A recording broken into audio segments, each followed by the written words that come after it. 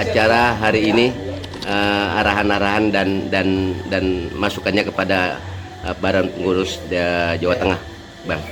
Baik, alhamdulillah hari ini organisasi kepengurusan Partai Bulan Bintang di tingkat DPW dan DPC se-Jawa Tengah sudah dibuka oleh saya sebagai sekjen mewakili ketua umum, dan hadir para pimpinan partai, ketua majelis suro, sekretaris majelis suro, dan anggota majelis suro dari Dewan Pimpinan Pusat. Kemudian hadir juga dari Bapilu, rombongan besar Bapak Irman Indra dengan rombongan, dan kemudian juga hadir dari Daina juga pusat, kemudian dari Dewan Pimpinan Pusat juga rombongan besar juga, karena memang Jawa Tengah ini sangat berpotensi untuk kita mengambil suara dan insya Allah bisa mendapatkan kursi di tingkat kabupaten kota dan provinsi serta DPR RI.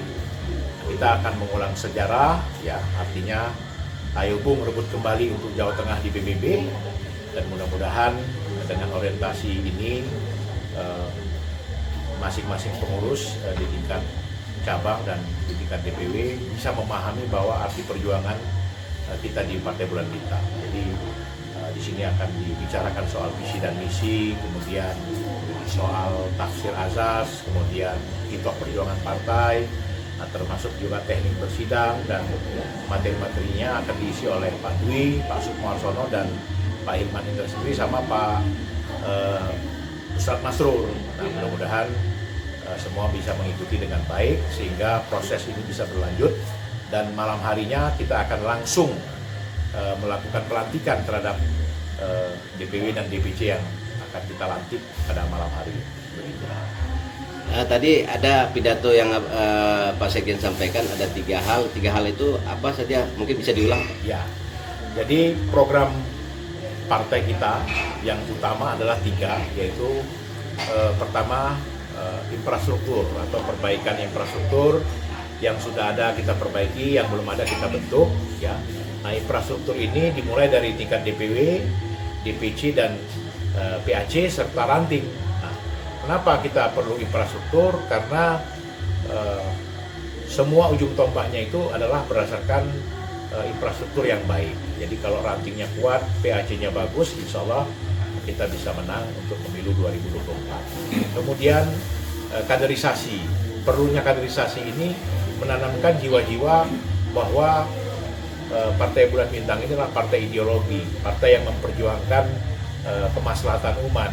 Jadi bukan hanya sebagai partai yang ingin mencapai kekuasaan, hanya menduduki jabatan strategis seperti bupati, wali kota atau gubernur, atau jabatan-jabatan publik lainnya, menteri, dubes, ya.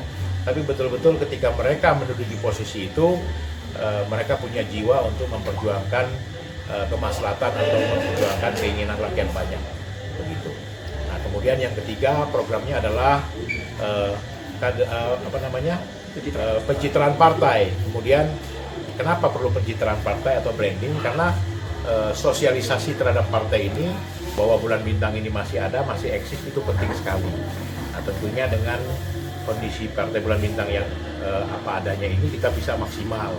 Nah, seperti sekarang event ini kita bisa melakukan dengan besar. Kalau tidak ada publikasi yang baik, tidak akan terekspos. Jadi tim-tim media kita mudah-mudahan bisa bekerja maksimal untuk mensiarkan bahwa partai kita ini masih ada. Jadi 3 program itu. Terima kasih, Bang. Mungkin dari Bapilu ada tambahan terkait strategi pemenangan? Terima kasih. Terkait pemenangan pemilu pusat itu, Pak, didahulukan dulu dengan pemenangan di daerah penyelenggara pilkada. Saya inginkan juga Bulan Bintang bisa berkontribusi dalam kemenangan pilkada yang digelar tahun 2020 ini. Arahan dari Pak Sekjen, Bapilu akan bekerja keras untuk melakukan pendampingan posisi dan monitoring terkait pilkada 2020 maupun pileg. Sehingga tugas Bapilu yang dijalankan oleh DPP, Sekjen harus teruskan pada datang. Artinya infrastruktur itu benar-benar dikontrol benar dari pusat. Bapilu akan mengontrol arahan Pak Sekjen bagaimana betul terbentuk membangun Indonesia baik PAC di ranting yang diharapkan oleh Pak Sekjen. BBB Jaya. BBB Jaya. Terima kasih.